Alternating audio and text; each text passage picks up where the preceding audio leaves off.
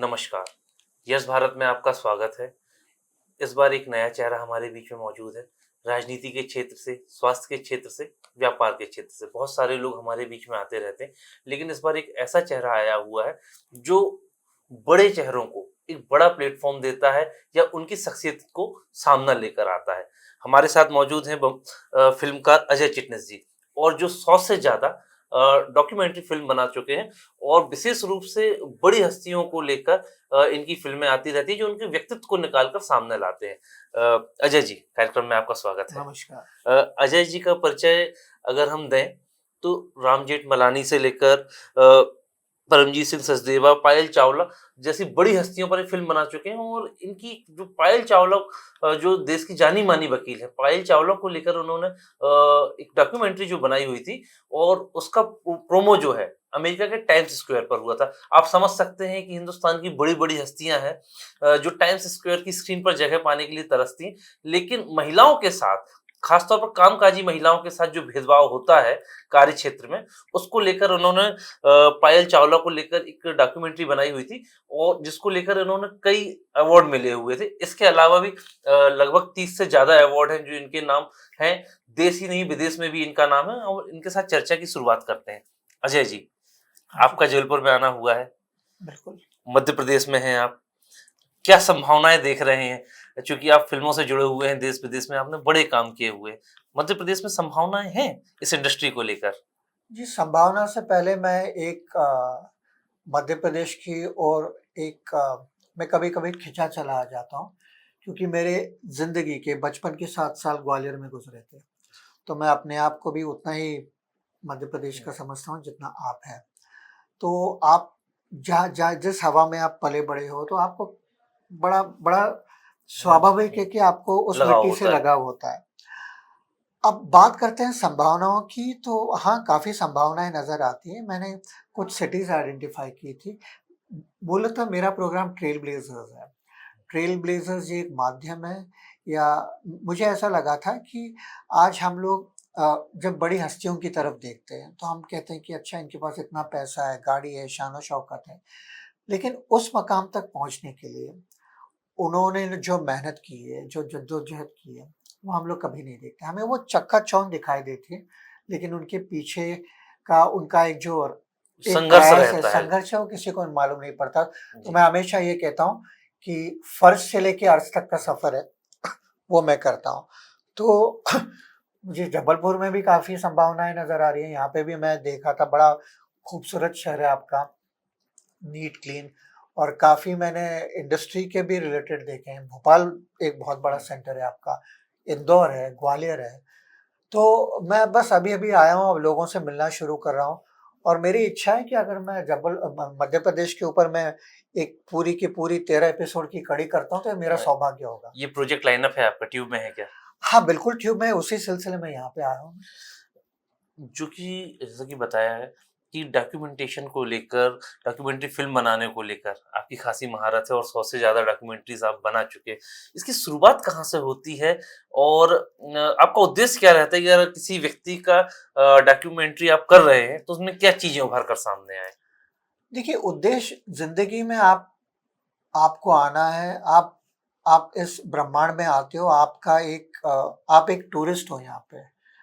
तो आपको आना है और आपको जाना है, लेकिन सबसे बड़ी बात है कि आपको कोई लेगेसी छोड़नी चाहिए, कोई विरासत छोड़नी चाहिए। तो जीने के लिए तो सभी जीते हैं, जीव, कीटाणु जो भी हैं।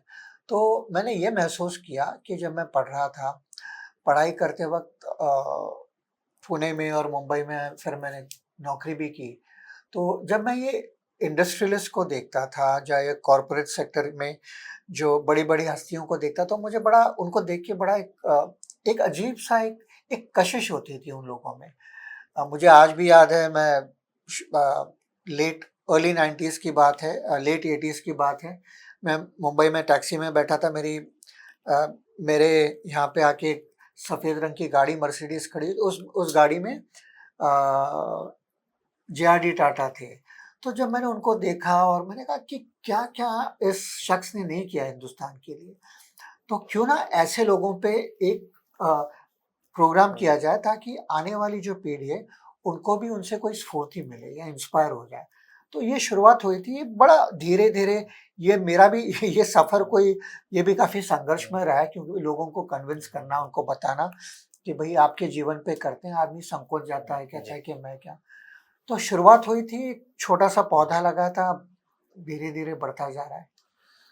जब आप डॉक्यूमेंट्री को स्टार्ट करते हैं, शुरू करते हैं, तो उसकी शुरुआत क्या होता है कि एक बड़ा शख्स है, बड़ा व्यक्ति, उसकी सफलता तो हर किसी को दिखती है, लेकिन वो पौधा बीज से कब पौधा बना और वृक्ष कब बना, वो चीज़ें लोगों को नहीं पता होती। तो उनसे आप कैसे वो जानकारियाँ निकाल पाते हैं और फिर उनको लोगों के सामने रख पाते हैं? देखिए, सबसे बड़ी बात ये होती है कि आज आप जब किसी की भी जीवनी कर रहे हैं, तो आपके और उनके दरमियान एक तालमेल होना चाहिए। आज उनको आप पे पूरा भरोसा होना चाहिए और मुझे भी उन पे, वो आदमी अपने आप को पूरा समर्पित कर देता है। तो रिसर्च होती है, बातें होती हैं और हम लोग कोई सेंसेशनल बातें नहीं करते हैं। सेंसिटिव होता है कि जीवन के छोटे-छोटे पहलू होते हैं। तो ये छोटी-छोटी चीज़ें आगे जाके कैसा आपका जो चरित्र है, मतलब पहले तो आपको आपका एक चरित्र का निर्माण करना पड़ता है, उसके बाद राष्ट्र निर्मिति के बारे में सोचना पड़ता है। तो ये एक सारा प्रोसेस है। अब पिछले 24-25 सालों से यही कर रहा हूँ, तो मुझे नहीं लगता इसके अलावा मैं कुछ और कर सकता हूँ। हम पायल चावला की जो आपने डॉक्यूमेंट्री बनाई है, उस पे बात करते हैं। तो डॉक्यूमेंट्री जो मैंने देखी, जो मैंने उसे समझा कि महिलाओं की सशक्तिकरण की बात तो हो रही है, लेकिन अभी भी वर्किंग प्लेस पे उनके साथ जो भेदभाव होता है और अगर देश की एक जानी-मानी वकील है और अगर उनके साथ इस तरह की चीज़ें हो रही हैं, तो आपने तो उसको काफ़ी बारीकी से इस चीज़ को देखा और इसको लेकर आपको काफ़ी सम्मान भी मिला है, पुरस्कार भी मिले हैं। तो लगता है कि अभी भी ये चीज़ें हैं समाज में? देखिए, ये पायल जी की जो स्टोरी है, वो बड़ी अद्भुत स्टोरी है। मैं खुद बड़ा जब मैं उनसे पहली बार मिला और उनकी जब कहानी सुनी, तो ऐसा लग रहा था ये कोई फ़िल्म की कहानी, मतलब क्या वाक़ई जी। में ऐसे हो सकता है? लेकिन अब तो ख़ैर ये उनकी स्टोरी 15 साल से शुरुआत हुआ था, 15-20 साल हो गए। लेकिन एक बात ये है कि आज भी ये बातें होती हैं, लेकिन वो सामने नहीं आती हैं। लेकिन पायल जी ने वो एक जज़्बा दिखाया, उन्होंने वो कदम उठाया कि मैं उनकी ये कोई व्यक्तिगत तौर पे लड़ाई नहीं थी।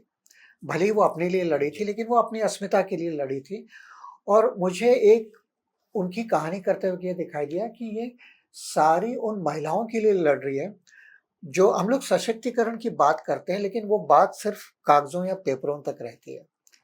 उसका मैंने अमल होते हुए नहीं होता। तो मैंने ये महसूस किया कि शायद इससे बेहतर कोई मिसाल नहीं हो सकती है।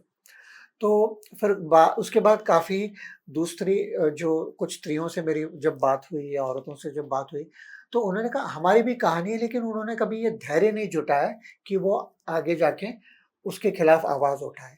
तो मेरे लिए सबसे बड़ी बात है कि उनका आवाज़ उठाना। वो फ़िल्म सामने आई तो बहुत सारे लोग जो दबे हुए थे या अपनी आवाज़ नहीं उठा बिल्कुल, पा रहे, बि उन्हें लगा कि कहीं न कहीं ये जो घटना हो रही है, मैं भी इसका एक हिस्सा हूँ, मेरे साथ भी हो रहा है और बिल्कुल, लोगों को आवाज़ उठाने का मौका मिला। बिल्कुल, बिल्कुल, बिल्कुल। अ, अगर हम डॉक्यूमेंट्रीज़ के साथ-साथ हम फ़िल्मों की भी बात करें, चूँकि आप इस इंडस्ट्री से जुड़े हुए हैं और पिछले 5 से 10 सालों में देखने को मिल रहा है कि अब जो छोटे शहर हैं, छोटे शहरों की कहानियाँ आपको फ़िल्मों में देखने को मिलती हैं। चाहे वो मध्य प्रदेश के कुछ शहर हों, स्पेशली उत्तर प्रदेश के कुछ छोटे शहर हैं, जो अब फ़िल्मों में देखने को मिल रहे हैं। तो लग रहा है कि ये सिनेमा अब ग्रास रूट पर भी आ रहा है। हाँ जी, बिल्कुल। इनफैक्ट आप देखिए यूपी और एमपी के तो आप पुरानी फ़िल्में भी देखेंगे आप 60 का दशक देखिए, 70 का दशक देखिए, काफ़ी बैकग्राउंड उस ज़माने में तो मेरे ख़्याल से 70 के दशक में चंबल बड़ा मशहूर हाँ। होता था, तो चंबल की कहानियाँ होती थी। फिर यूपी की तो ख़ैर काफ़ी कहानियाँ हैं। छोटे-छोटे शहरों की लव हाँ, स्टोरीज़ आ रही हैं हाँ, इस तो लेकिन इससे क्या हो रहा है ना कि एक जो पैरेलल सिनेमा चल रहा है, जी। ये हमारे लिए एक बहुत अच्छी बात है कि एक आपका एक दर्शकगण भी है, वो भी एक तैयार हो रहा है और नए-नए डायरेक्टर्स आ रहे हैं, नई-नई कहानियाँ हैं, नई सोच है। तो ये वाक़ई में बात अच्छी है कि सिनेमा देखा जाए तो क्या है, दर्पण है हमारा। आज जो हमारे ज़िंदगी में जो घटनाएँ घटती हैं, तो उसी को बतौर डायरेक्टर हम लोग फ़िल्म करते हैं। तो बिल्कुल ये बात आपकी बिल्कुल जायज़ है कि जो हो रहा है वो अच्छा हो रहा है। ये थे अजय चिटनिस जिनसे हमने विस्तार से चर्चा की, डॉक्यूमेंट्री को लेकर चर्चा की, फ़िल्मों को लेकर की और उनकी फ़िल्मों के माध्यम से जो समाज में परिवर्तन आया है, या वो मध्य प्रदेश को लेकर, इंडस्ट्री को लेकर क्या सोच रखते हैं, उन्होंने खुलकर अपने विचार रखे। फिर एक नया चेहरा होगा, नई शख्सियत होगी जिससे हम आपको रूबरू कराएँगे। जब तक आप हमें इजाज़त दें, नमस्कार। नमस्कार, नमस्कार। अ